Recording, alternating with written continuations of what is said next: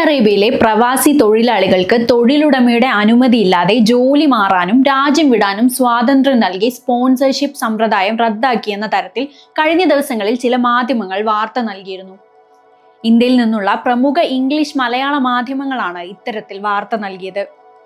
25 ലക്ഷത്തിലധികം ഇന്ത്യക്കാർ ജോലി ചെയ്യുന്ന സൗദി അറേബ്യയിൽ കാലാനുസൃതമായി തൊഴിൽ നിയമങ്ങൾ പരിഷ്കരിച്ചു വരുന്നുണ്ട്.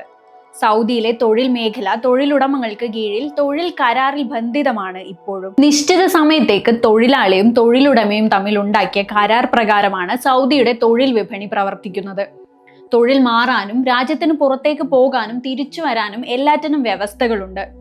താമസരേഖയായ ഇക്കാമ തൊഴിലുടമ പുതുക്കാതിരിക്കുകയോ തുടർച്ചയായി 3 മാസം ശമ്പളം തരാതിരിക്കുകയോ തൊഴിൽ കരാർ പുതുക്കാതിരിക്കുകയോ ചെയ്യുമ്പോൾ മാത്രമേ തൊഴിലുടമയുടെ അനുമതിയില്ലാതെ സ്പോൺസർഷിപ്പ് മാറാനാവൂ. അല്ലെങ്കിൽ തൊഴിലുടമയുടെ അനുമതി വേണം. കരാർ കാലാവധിയുള്ള സമയത്ത് അവധിക്ക് പോകാനും ജോലി ഉപേക്ഷിച്ച് നാട്ടിൽ പോകാനും തൊഴിലുടമയുടെ പ്രത്യേക അനുമതി ആവശ്യമാണ്. കരാർ സമയത്ത് തൊഴിൽ മാറാൻ തൊഴിലാളി ആവശ്യപ്പെട്ടാലോ തൊഴിലുടമ നിർബന്ധിച്ചാലോ നഷ്ടപരിഹാരം നൽകേണ്ടി വരും. തൊഴിൽ കരാർ പുതുക്കാതെ 2 മാസം തങ്ങിയാൽ തൊഴിൽ സ്ഥലത്ത് ഹാജരാകാത്തവൻ എന്ന ലേബലിലുള്ള ഹുറൂബാകും.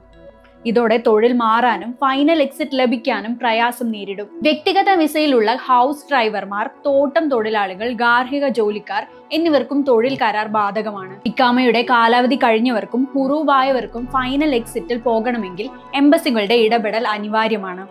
ലേബർ വകുപ്പിന്റെ വെബ്സൈറ്റിൽ രജിസ്റ്റർ ചെയ്താൽ ഫൈനൽ എക്സിറ്റ് ലഭിക്കുമെന്ന പ്രചാരണം ഈയിടെ ശക്തമായിരുന്നു. എന്നാൽ എംബസിയുടെ അനുമതി പത്രം ലഭിച്ചവരാണ് ഇപ്രകാരം ലേബർ വകുപ്പിന്റെ സൈറ്റിൽ രജിസ്റ്റർ ചെയ്യേണ്ടത്. എന്നാൽ ഇതുവരെ ആർക്കും ഇങ്ങനെ ഫൈനൽ എക്സിറ്റ് ലഭിച്ചിട്ടില്ലെന്നാണ് ഇതുമായി ബന്ധപ്പെട്ടവർ ദ മലയാളം ന്യൂസിനെ അറിയിച്ചത്. എല്ലാ രാജ്യങ്ങളെയും പോലെ സൗദി അറേബ്യയ്ക്കുമുണ്ട് തൊഴിൽ നിയമങ്ങൾ.